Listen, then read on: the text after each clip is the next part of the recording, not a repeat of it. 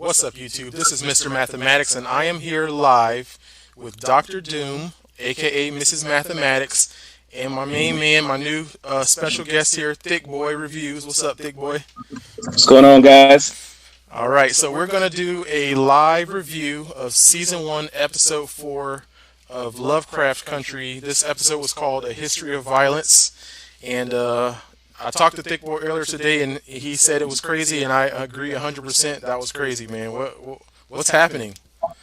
Hey, I don't know, man.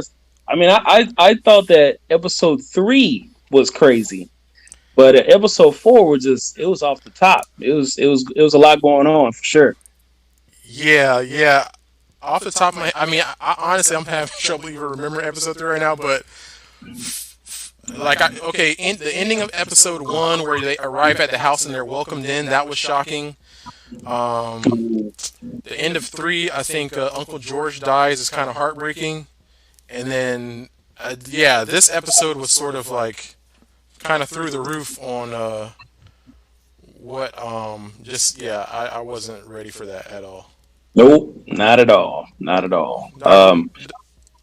I agree. Yeah, there's a lot going on for sure. Because episode 3 was the haunted house. Yeah. Okay, so that's how I say it. Episode 3 is Haunted House, and then episode 2 was Uncle George dying. Yes, basically. Yes. So if we fast forward to episode 4, I'll let y'all start before I don't want to take over the channel, you know. Episode 4 was Indiana Jones. Yeah, that's pretty accurate. Yeah, that was a great idea. Yeah, I watched. Literally, there's I think one of the later Indiana Jones movies. They do all of that, walk across that the plank and all that, and you know. Mm-hmm. What were you gonna say? The puzzle. Yeah. The puzzle to get through the door was crazy. Yep. Right. And then how about the fact that, and I could be wrong, but it wasn't at the same underground tunnel from episode 3 underneath the house? Yep. They connected the haunted house with the museum, and they were like, one of them is in Chicago and the other one is in Boston. Mm-hmm. Yeah. That was the crazy part. So the original owner from season 3, the guy that owned the house that haunted the home, he used that tunnel to get all the way from Chicago to Boston to the museum to get to the hidden I guess it's like a vault for their cult basically. Yeah. So it was a lot going on, but that was pretty amazing for me to watch that. Yeah. So what did you guys think about the opening scene? I remember. My first thought was like, all right, Montrose has demons. You know, it looks like he's drinking. He's fighting these demons, and it seems that eventually they do allude that he knows more than we think he does. You know, he seems to be informed and have these demons inside and secrets inside. And then they hit that Rihanna music. Did y'all catch that?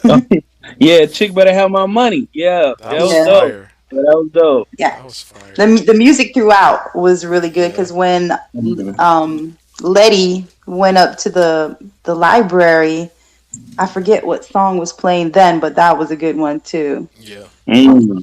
Yeah, I think occasionally we'll talk about it in. It sort of slips my mind. I don't normally think of this as a music show, but the music is consistently good, and even his, we've said this before, Peele's previous work with Us and Get Out, like the music is always, it's always right. And it's continuing that. That was amazing to me. I like that song. Yeah, I would say they have been very consistent with the music in terms of each episode, and the music has a particular impact on what scene you're watching. Mm-hmm. So, like for example, when we saw the beginning part with the lady in the Bentley, I can't remember her name right now, but when she was driving up to the house to go see Letty because she wanted to get something. So they that song as, "Hey, give me my money," or in this case, she was looking for that globe, I can't remember the name, but that statue that was in the house that was from the original owner. Yeah. She was looking for that. She wanted that. Yeah. And she's like, "Hey, I paid for this house, so you need to basically pay up and give me what I want out the house." So it was genius how they, incorporated that song with that scene. Wow, I did. You put that together for me. I was missing that the whole time. Yeah, so that's how I kind of saw it, and I was like, "Yo, that makes perfect sense," because she needed to go to that house, whatever that thing is, and we don't know what the impact of that device is yet. But whatever that device is, she wants it, and it's got to be something powerful or something that has some kind of meaning for her to go all the way to that house, to talk to the lady and say, "Hey, you know that your mama didn't pay for this house, right? You know that was me. I'm the one that gave you that inheritance, quote unquote. So I'm gonna need something in return." You know what I mean? So it was just genius how they set up that song. And I can't believe how they made the connection to the other episodes when she got to the house and she tried to go through the door, and she was blocked. True. When she was blocked, I was like, "Whoa, did she block herself?" And then they showed the mark. The X, right? Yeah. So the lady she put the mark all over the house to protect it, and then it was needed. It came back to actually protect her. Yeah, nine times out of 10, when I'm watching stuff, in obviously or not obviously in real life, like I'm always like, that's not gonna work. And in this show, all the magic works, all of it. It works good. It works really good. And let's go ahead and just for me, I was just a little shocked that the Bentley was already fixed, because I remember in episode 2, she ran into the wall. They went it was a slow motion head-on collision. I was like, how did that happen in that Bentley? But it makes sense because it did the same thing to Uncle George's car that was left in the woods. Woody. So I was like, okay, I'm pretty sure they can just fix it with the snap of a finger, So it seems like they sort of established that there's some sort of magic fix your car button that they got, and they do it all the time. Yeah, that's what it looks like. So that was kind of crazy, but that was actually a good point. In regards to the door. Like she was about to just walk up in there like she owned the place. That was she was about to walk up in there like, "Yo, I own this, so I'm just gonna go upstairs and get what I need, and I'll talk to you later." Yeah. But no, it didn't work like that. She ran to that barrier that I guess she was like a witch doctor or something from the previous episode put in front of the house to guard from ghosts, I guess demons and stuff like that. So. That was crazy. And she asked an interesting question. So, I don't know if they were all related, but it's sort of like she tries to walk in, she hits the barrier, and she sees the voodoo magic that's blocking her. And then she also immediately at that point, almost in reactions, asks, "How did you exorcise Ephraim or whatever?" Right? They basically they kicked the evil ghost out of the house, and she knew that right away, or maybe just the fact that if they're still in there, then that means the ghost is gone. That makes sense. I think it's the latter. I think she sees that, hey, you guys still live through the night, comfortable, so the ghost has to be gone, because obviously whoever this man was a horrible man when he was alive, let alone be even more horrible when he's dead. Because when you look at the final episode, the final ending of season 3, she had to get the help of all of those people that were tormented in that home to banish him out of the house. And if you look at the people too, they all look like experiments that he done. You had the basketball player with the baby head, which threw me off. Nobody's ready for that. I wasn't ready for that. I know you probably guys said that in your last week's episode you guys made, but that threw me off. But anyway, just to forward on to this episode, so they had to do that to banish that bad guy out. So I'm sure her name. I remember her name now is Christina. Christina's probably saying, "Well, you guys still in the house, so he must be gone." In this case, right. So and another connection that they made was remember we talked about mathematics. We talked about the conversation that the police officer had with her in the van. That he's in the right? cult. Oh yeah. Right. They brought that out because he had that conversation with her, and I was like, why is he so concerned? Like he had okay, they exorcised and banished the ghost, but this man is still here and he's got to be connected. And then they showed this week that he is connected. Yeah. So and then you know what the parallel there is. You know how sometimes in movies they show how like the Grand Wizard is also a part of the sheriff of the police and stuff like that in the KKK and things like that. Yeah. And I think that's the correlation they're going to make in this case is they're going to, because it doesn't make sense. I mean, I understand that the era. Okay, we understand the time frame. But there's a lot of stuff that's going down where the cops are just blindly turning a blind eye, like all the time though. And it like that was a part of what I was watching. I've been watching the last couple episodes. I'm thinking like, okay, I know this time frame. We all know the history behind this. But at the same time, though, like the cops are turning away on everything, right? And I'm like, there had to be something deeper going. I mean, because this couldn't have just been the family itself, like Christina and her father. There had to be something deeper because this has to be a communitive or like a collective unit that's doing this, right? And if you think of stuff that like when you think of cults always have, or a cult in general will always have a person or a leader in particular like aspect in the community, right? They have someone in government. They have someone as a police officer or a captain. They have someone working at the firehouse. Like, they have people everywhere. So if something goes down or if one of their fellow cult members gets caught, they will cover for them basically, So that's what had me thinking like, okay, the cops had to be in it. And then this episode pretty much confirmed that for me anyway. So I was like, yo, the way they're doing this is amazing so far. I wanted to revisit that Indiana Jones cave, and I mean, first of all, that had to be the skinniest plank anyone has ever had to walk in their life.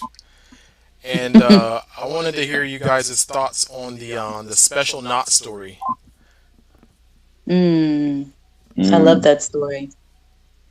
Yeah, that's pretty cool. Okay, so even though at the end it was a made up story, right? Yeah. Because Tick, right? Yeah. Tick. Tick asked him something about it, and he was like, it got her out there, so we know it's a made up story, but I just loved, the idea of forming the knots between and binding the family together and like keeping the family together and holding the family together. I thought that was nice. For a impromptu made up lie, that was a great story. It was. He actually pulled that one out, and that was quite amazing.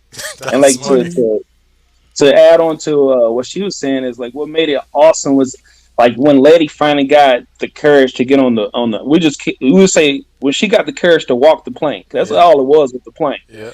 So once she walked that plank, and he was like, that story isn't real, huh? Because he said Freeman's weren't slaves. He was like, well, it got it out there. Yeah. And I was like, yo, that was amazing. That would have gave me the courage to get out there and be like, okay, if my ancestors, I was believing it or not. I would believe it. I said, you know what, Todd is not. Let's go ahead and do this, man. Let's get this started. I was working it out in my head how the knot would not break if she fell, and I trusted it. Like I was all in. Especially since the knots didn't even seem too special. Like it was just like 2 ties. No. I was like, what's special about I didn't see I was waiting for like a Boy Scout knot or something. Yeah, he came with that story, and I was like, there you go, man. That would have got us out there too, for sure. I think the crazy But did you part, guys think? Oh, did you guys think that there was something actually flying when she was ducked down? A bat or something. No, you guys didn't see it. It was a pendulum.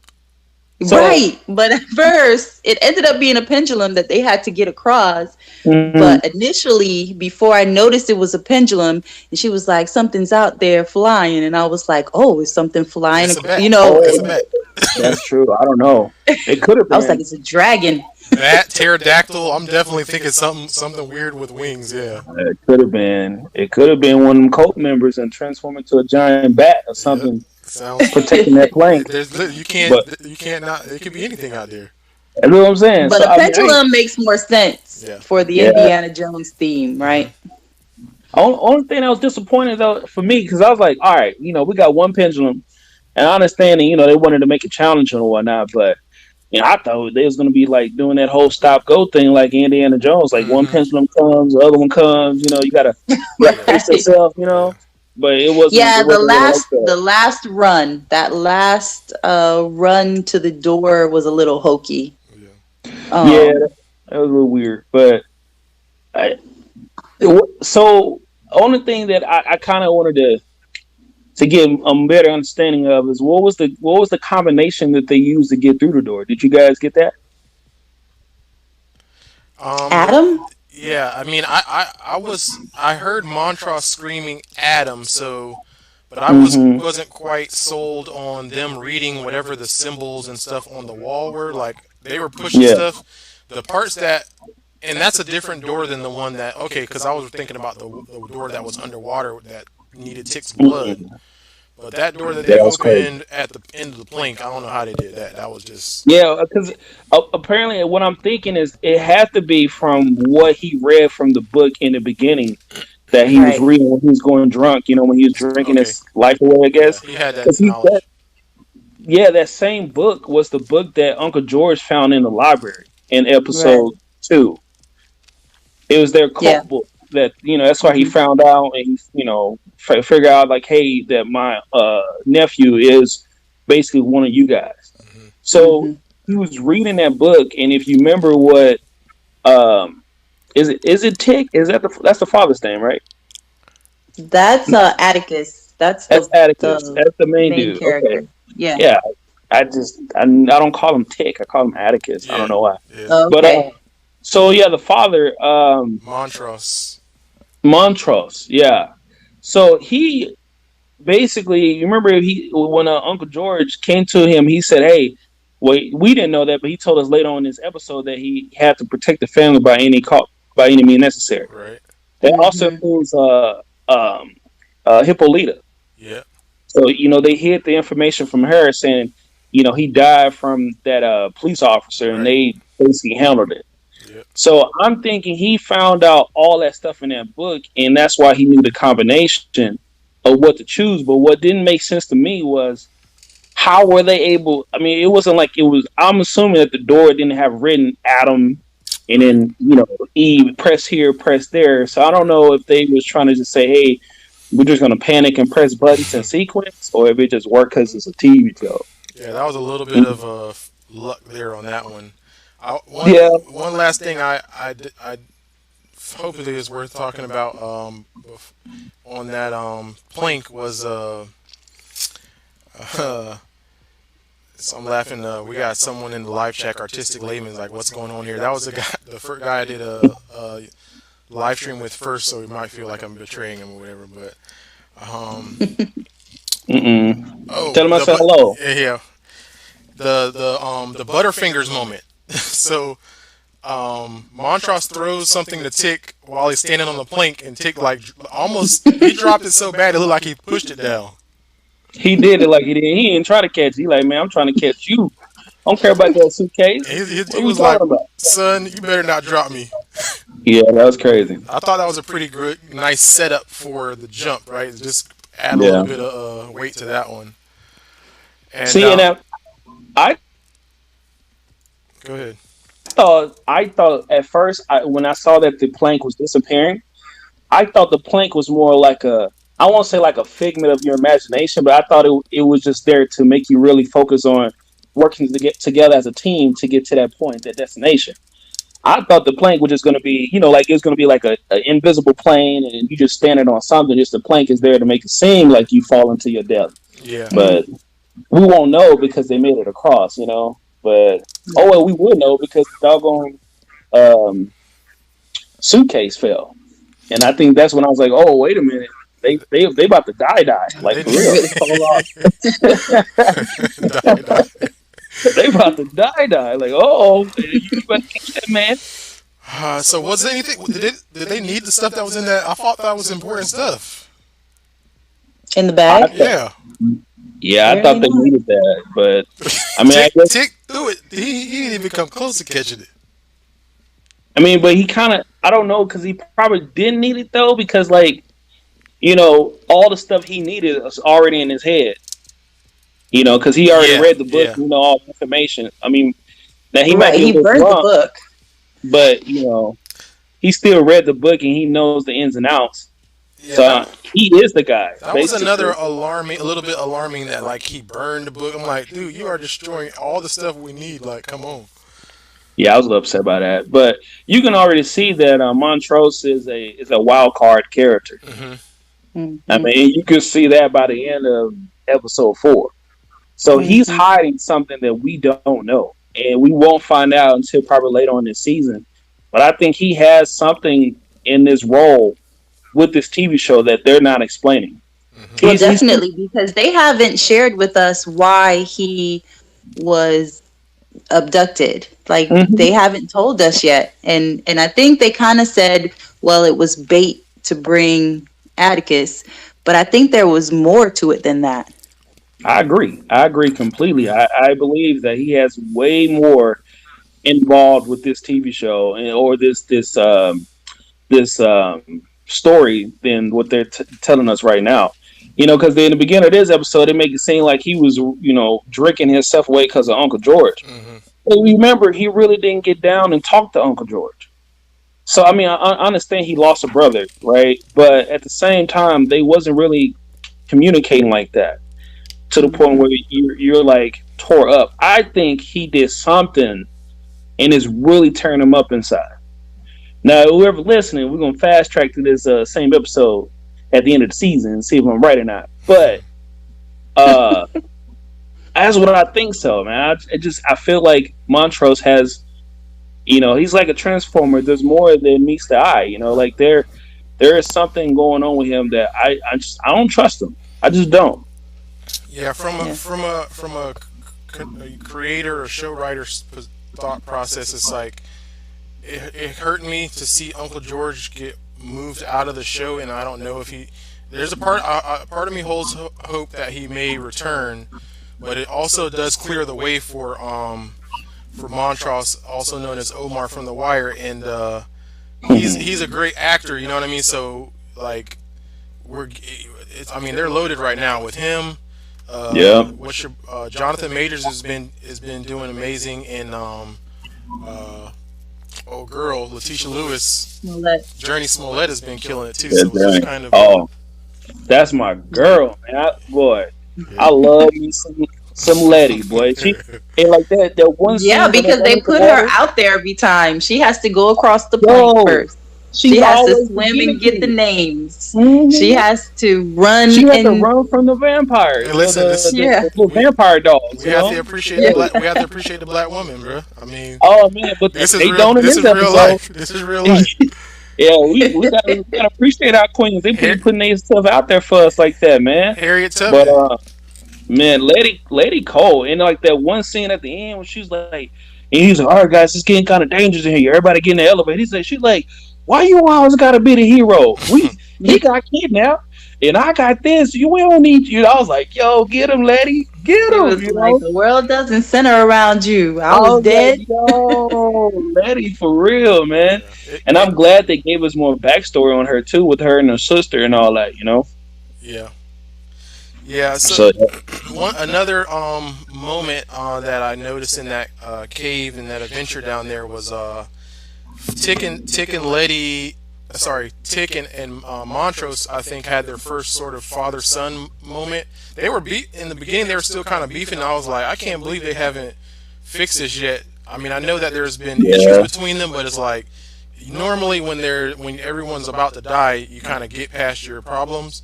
But that little story about how to get along with your lady was the first point I noticed that I thought they bonded.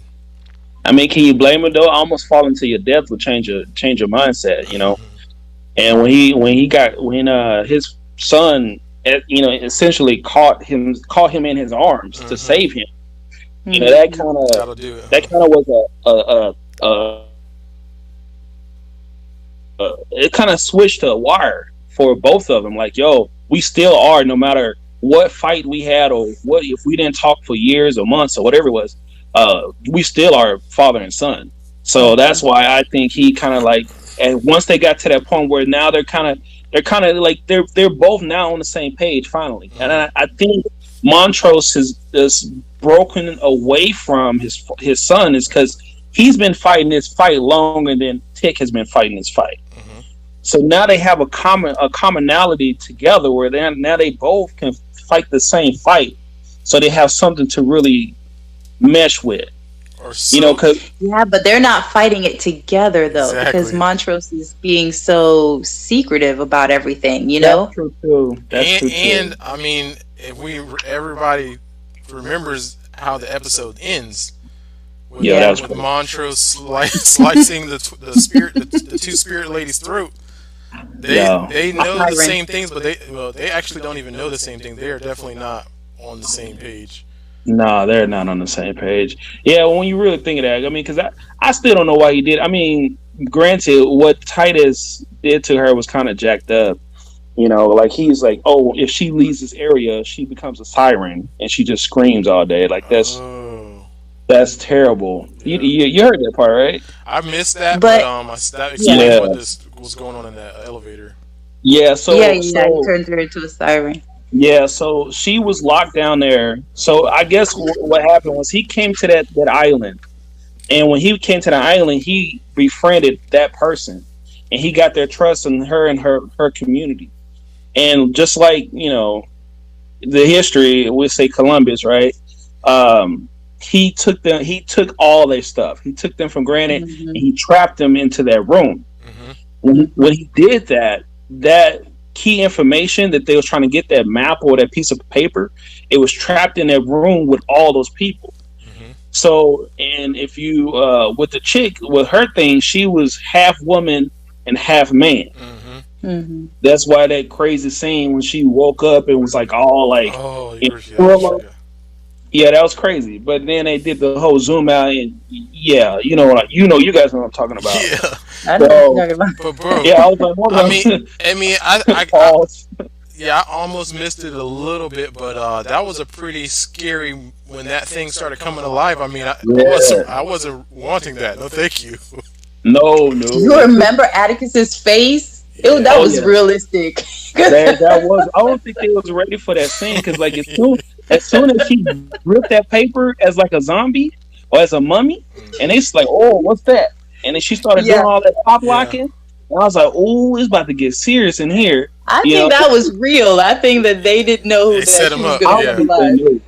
I think she was in a green screen. I think she was like in a green suit, and she was just laying there, and they wasn't expecting her to do that. You know? Sometimes they do that, right? The directors won't let the to get the natural reaction and a prime example of that, just to kind of add on to what you just mentioned now, was in the movie It.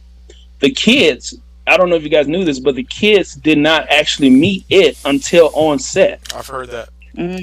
So the character to play It, he only did that character, like he would walk around and like stalk them on set, but he only became that main character on set. So those creepy scenes where they're in face to face with It, that was real. Like they said, we were genuinely terrified because we never saw him You know, if he was on set, he's like in his Armani suit or whatever, right? Yeah. But when he came and became it, that's when it just went crazy. So I'm pretty sure she did the same thing in this scene. Yeah.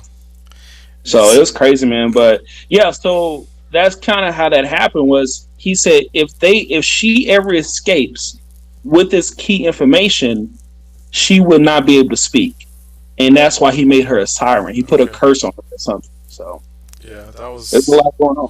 Yeah, so they did one more thing. They played on one of, I'm sure, a lot of people's fears, that fear of drowning. And when Letty went back and swam and went to go, I'm like, whatever that is, you don't need it that bad. That was the names. Yes, they did. That was the whole point. If I can't get across the plank, let alone Thick Boy ain't gonna be able to. I can't swim either. So it's like if I didn't make the plank, I would have did that little Terminator thing with my thumbs up. Yeah. And I would have let y'all go ahead and complete the fight. You know, because I'm never down for drowning, and I needed her to get back as soon as possible. I'm glad she made it back. And and then one more. I think in the elevator when the siren started screaming, Tick solved that problem in an interesting way. Yeah, he didn't talk at all. He was like, "You know what? I know how to fix this. Yeah. 5 fingers to the face." Yeah, and it was like it was a little like calculated, clean, like perfect. It was clean. Yeah, it was beautiful form. It just seems. It was no bruises or nothing. It was just straight, just fist the jaw, and she was out. Tick, man. Sleep. Tick has been through some things in that war, boy. He has a lot of survival skills and Tick for real. I like him, man. I like him for sure. So one thing we did go we missed over is what you mentioned earlier with the other door. So when they got down below the cave underneath the house that was flooded, right? We got up to the second door and we noticed that the second door had a floating hand in it. Yes. And that's when he put the ring on, the cult ring that he had from the second episode, right? The one that was given to him. He puts that on and he put his hand into the door. And the door, Adam ring. Yeah, and then the door slams on his hand. Everyone's freaking out, oh God, you lost your arm. So what are your guys' thoughts with that? I mean, I got a note on that one that says that's just the worst locked door ever. Facts. And then Tick's willingness to put his hand in that door to unlock it again. Y'all are wilding with that drowning and putting your hand, like, you know it's gonna grab him, and you're either gonna drown or you got to take your arm off. I'm like, come on, bro. Did you see how he looked at his dad? Oh, that was amazing. That was he just stared at him like, I guess I'm gonna do this. Yeah, we're riding my hands in here now, so we just got to see how this goes. I mean, but like, that's another part. I mean, this TV show is awesome. All right, this episode was awesome. Yeah. But that's another part that, when it came to this Indiana Jones episode, that I just didn't get down with. Is like, I don't know about y'all, but I ain't putting my hand in the garbage disposal, let alone a magical door. You know, and then on top of that, you seeing another hand that was chilling before your hand went in there. Right. You know, I don't think nobody. I don't think nobody would have willingly put their hand in that door like that and just like, well, let's just see what happens, you know. So I mean, the justification that I've been putting together in my head when all these death-defying decisions, I'm like, because part of me, I keep thinking y'all should just leave it all alone, go back to Chicago and live your regular life, but I guess it appears that their lives are in danger regardless at this point. You know, they've got witches after them. I mean, they're kind of exposed, and so I assume that there is no going back to normal life for them, even if they weren't gonna try to do anything. I think that people are looking for them at this point, so I assume that is why they keep participating in these crazy adventure. Pretty much one arm or not, you got to keep pushing forward, huh? Yeah. That's crazy. So, that's crazy to think that, but I mean, I guess if your life is on the line, right, and like, I mean, we're not talking about the elements that they had to deal with as African American people in that era, because that's already tough, right? Now they got to put on top of that mystical elements. You know, now you got to talk about witches and crafts and cults and all that stuff. So yeah, I guess it's the lesser of two evils at that point. Yeah, and I got I got one more question for y'all. I feel like we may have missed this one. Can anybody please explain to me what happened to Tree? Where is Tree at? Yo, facts. What did happen to Tree? Well, Tree, first off, let's just preface this. I didn't like Tree. Was just you don't like Tree? I don't like Tree either. I don't like Tree either. I didn't like Tree from the first episode. I've been wanting to fight Tree, man. Man, I ain't like Tree because Tree did him wrong. He didn't have to do Tick like that. Have to go see the dude in the alleyway like that. He knew what that dude was doing something. Man, I was waiting for I was waiting for you to hit him so I could jump in. I ain't like Tree this whole time. Oh man, forget Tree, man. Tree messy and then on top of that, Tree's always like, hey man, you gonna make a move on your girl, man? Cause man, she got a little thing for me. I'm like, Tree, don't nobody like you. Like, stop. And then he said the same thing at the thing. He's like, well, you know why they call me Tree? And I'm not gonna say what he said, but you know why they call me Tree? And she like, boy, stop. And I'm like, man, I was glad. I'm glad he appeared and disappeared. Yeah, I mean, I have to go walk through myself through this Tree era and. The first introduction to him and the way that Tick reacted to him in episode 1, I still think there's more to that. I would love to hear what's the background between him and Tick. Yeah. And then this is the one part I kind of salute Tree when he cleared it with Tick before he hollered at Letty. You know what I'm saying? I kind of respect that. I mean, it keeps conflict down, you know what I'm saying? So he checked with him. Tick made the face. He okay, you good, you know what I'm saying? Don't even worry about it. And I thought he get 1 point. 1 point. Yeah, he got the 1 point. But I agree with you. And then when I saw him pull up like he been getting ready to get in the car with them, I was like, how? Who invited him? And I was so mad that he was getting ready to be in the car with them. And do we know who let Tree know about the trip? How did he find out? It had to be Hippolyta. Okay. I think she, or because if you remember, Montrose was like, I didn't invite him. Yeah. So it had to be. We know Tick not going to do it, and Letty not doing it. Heck no. Letty is committed. She's like a down for her man type of woman. Yeah. She's rotted out. I mean, she obviously rotted out. She's not inviting nobody. She's running from vampire dogs for that man. So that's true love. Love, So I think it had to be Hippolyta, and I think she's the one that's like, oh, y'all not gonna tell me what's really going on? Mm-hmm. Tree, you said you needed a ride, right? Come ride with me. We got plenty of room. Just to kind of be messy. I think it was her, to be honest with you. Yeah, they gave a little look to her face, so that's probably it. Yeah, but Tree, I'm thinking, because if you notice that, like you mentioned earlier, Tick just don't get down with Tree. Mm-mm. And Tree, I think Tree was a bully when he was young. Yeah, because Tree is always planting seeds in his head. Yep. About everything. He planted the seed about Letty and him tussling back in the day, and Letty put him in his place in this episode. And then he planted the seed about what's going on with your dad and the security guard and the security guard. Yeah, they've been so close lately or whatever. That was interesting. Yeah. And then Tick gave him a look like, what? And then we zoomed in on camera and he was like, how you know him? I was like, oh. Okay.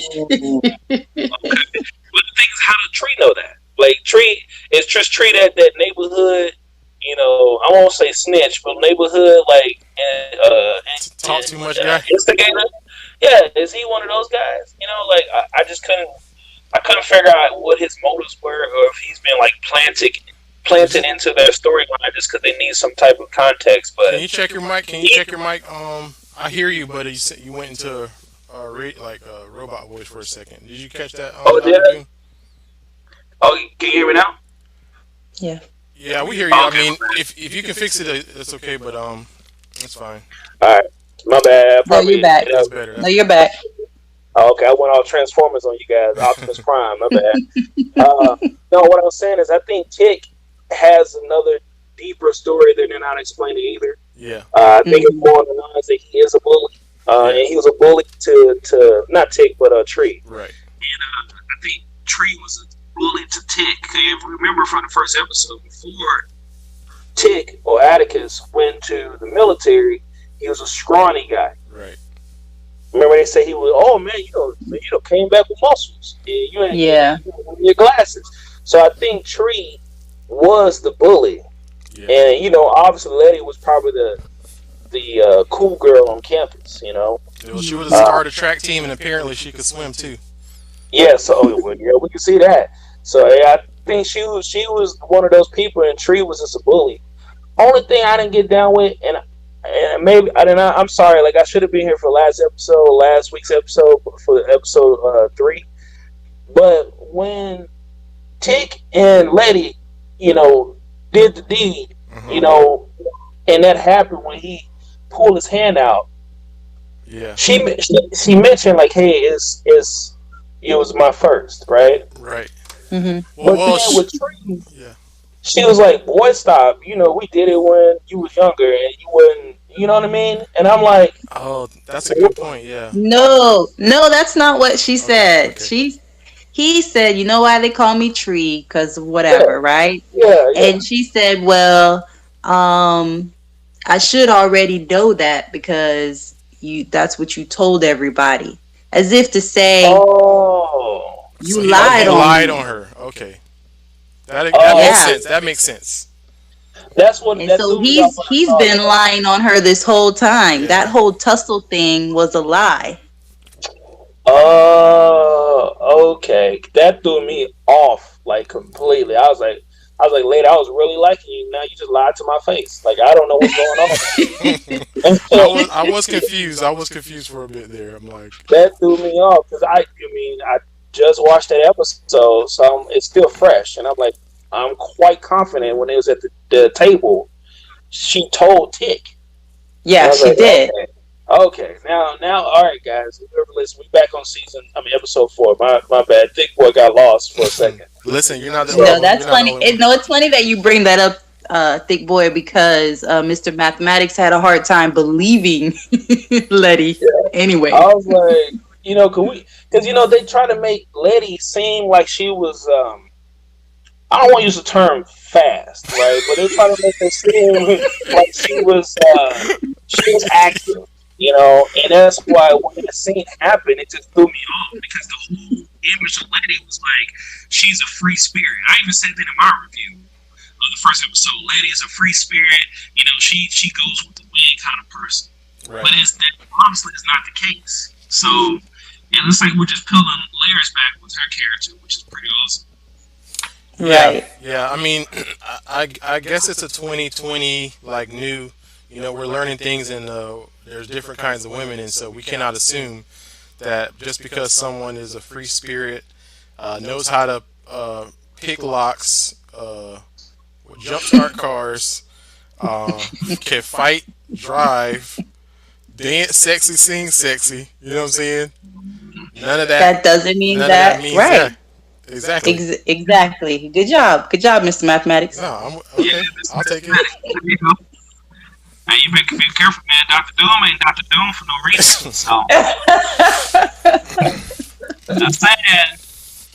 But I agree with both of you guys. I mean, I think this is just another testament of the creators of the show, because every person has a layer that slowly is being peeled off per episode. Yeah, right. So now we see that Letty. We can see why she is the person she is, and now we're getting Montrose. We're starting to learn more about him. And then we finally get to see the damaging effects that the death of Uncle George had to Hippolyta. Because they didn't really explain that yet, but you can see it in that one scene. She just ripping that Dracula book out, ripping page for page. Yes. And it's like, man, what is she really going through? And she knows they're lying. Okay, she knows one is lying to her, but she don't know what it is because they're trying to protect her. But she don't want to be protected. She want to know the truth. Yeah, and that's why at the very end, she turned the car around when she realized that the map was fake and that they didn't need to ride back. Yeah, when I saw that, I'm like, as soon as I saw that map, I'm like, they were in Boston and they're leaving Boston. She getting ready to turn around. Yeah. And that brings me to where I mean, like the kind of like the closing points on this episode is kind of like, I want to hear from you guys. What do you think?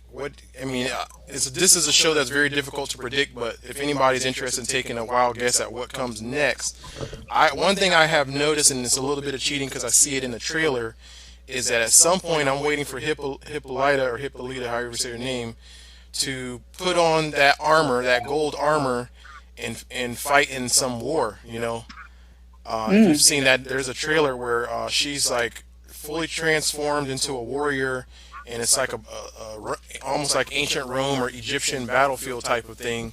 And I feel like it has something to do with that planetary statue deal. So you think it has something to do with that statue? I do. When I say statue, I'm talking about the little gold. The planetary model. That model, yeah.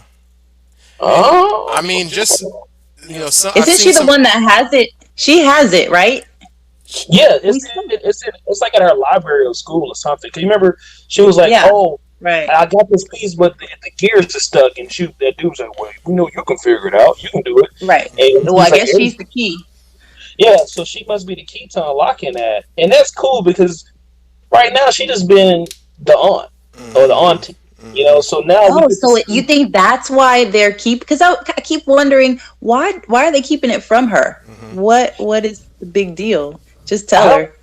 I think that's a lot. I think Montrose said that too. Like, not only are they dealing with what's going on in that era, but you also got to tell me that my man, my husband got killed by wizards, mystical cold wizard. Like, that'd be hard to believe. And they be like, "Boy, stop playing. What really happened? What really went down at that location?" So I can see why they're keeping it from her. But I think what's going to be bad for them is she is smart. If you guys haven't noticed, she's going to figure that out on her own, and I think she's going to figure that out. Something she's going to figure that if Mr. Mathematics is right, she's going to figure out that suit, when she becomes Iron Man, that suit is going to let her know that there's something else out there, and she's going to want information from Letty because she found it in her house, and also too Montrose. Yeah. What you guys think? Go ahead, Mr. Mathematics. No, you got it, Dr. Doom. I ain't gonna lie. I didn't follow all of it. I was gonna try to pretend. No, well, based on what you were saying, this is what I was thinking about. You said Montrose was telling her, just leave it alone. We don't want to have to tell her that, on top of everything else that's going on, what actually happened. But now we learned that we really can't trust Montrose anyway. Like, he's deceptive. So is he, does he really feel that way? Like, we can't tell her because it's a crazy story, or because he's still hiding something, and because she's like a piece to the puzzle. I know so for me, and I not that these ideas conflict, but what I had been thinking was that so when Uncle George dies, it seems possible that maybe they can put all this behind them. Like, you might not need to tell the truth because, okay, Uncle George dies, but we've escaped. We're back in Chicago, and hopefully life can go back to normal. And that it might make sense that you don't need to. Hippolyta doesn't need to know the weirdness of the story. But now at this point, it's sort of like these problems are not going away. The wizard people are looking for them, and they're kind of involved now. So yeah, I'm looking forward to seeing Hippolyta put the armor on and fight in that war, and it looks like a really cool and interesting scene. And I guess that's another thing with the show is that we're getting a lot of looks that I feel like are not common. They had a sex scene in the first episode between like middle-aged black people that are not necessarily beautiful. You know, that was not very common. I wasn't ready for that. Television and right, it's almost like seeing your parents, you know. And then it was weird. And then you know, like Hippolyta, I think it's Hippolyta. It could be Letty's sister, but one of them is gonna be fighting, you know, fighting as a warrior in a war with armor on, and that's another thing that I just feel like that's not very common on in television up until now. But you know, thanks to people like Jordan Peele and you know J.J. Abrams and Misha Green, the writer and the people behind the show, that we're getting stuff that is, you know, I think is good for us. So I'm happy with the show. I love it. Yeah, I agree. If anything, if anything can have me like prepare for what's going to happen in the next couple episodes, it'll be that first episode of Tick's Dream when he was at war and they had aliens and chips and all that. Like that was kind of just like when I saw it, I was like, okay, we finna have one of these kind of TV shows, you know? Yeah. So I feel like that was kind of just like a foreshadow of what potentially we may see. It probably won't be that extreme because it was a dream. Yeah. But I mean, it probably won't be that far off either. So I'm definitely excited to see how this is going to turn out. So yeah. And I think that's what makes it so hard to predict what's going to happen, because anything can happen. Mm-hmm. But what we can be certain of is that it's going to connect somehow back to because for a while there I wasn't sure how things were going to connect, because they seemed like so different from episode to episode. Like episodes 1 and 2 were connected, and then 3 seemed really different, but 4 kind of brought it all together, it seemed to me. So 4 brought it together nicely. Yeah, I did. Yeah, it kind of jumped around initially, but I feel like we're all on the same page now. As a show is sort of moving in a reason. Common direction. Yeah, I agree. So yeah, I'm gonna. Yeah, I mean, I feel like we've covered the episode pretty well. I think we should wrap it up. And I wanted, before we go, Thick Boy, it was definitely a bonus to have you. You brought something to the channel. I appreciate it. And you guys check out Thick Boy Reviews channel. You're mostly doing like reviews of movies and television, right? You want to say anything? Yeah. So with my channel, Thick Boy Reviews, primarily I'm just doing just basically reviews of anything. Right now I'm just doing trailers and movie reviews. I actually did a first episode review of Lovecraft Coutry. So just kind of get my ideas behind it, how I felt behind it, and see if it was awesome or not. But I'm also doing trailer reviews and music reviews, and actually do product reviews also. So I'm a little bit of everything when it comes to reviews. So definitely check out my channel, and I hope you like it. Yeah, and so you guys check. Obviously, I want you to like my videos too, but like Thick Boy's channel views, like his videos, like my videos. Subscribe to the channels. We appreciate the support. This has been Mr. Mathematics, Dr. Doom, and Thick Boy, Lovecraft Coutry Live Review, Season 1, Episode 4. Thanks for listening. Dr. Doom, you want to say goodbye? Goodbye. All right. Nice to meet you, Thick Boy. Take care. Yeah, nice to meet you too. Thick Boy out. Bye. All right, the live stream is over.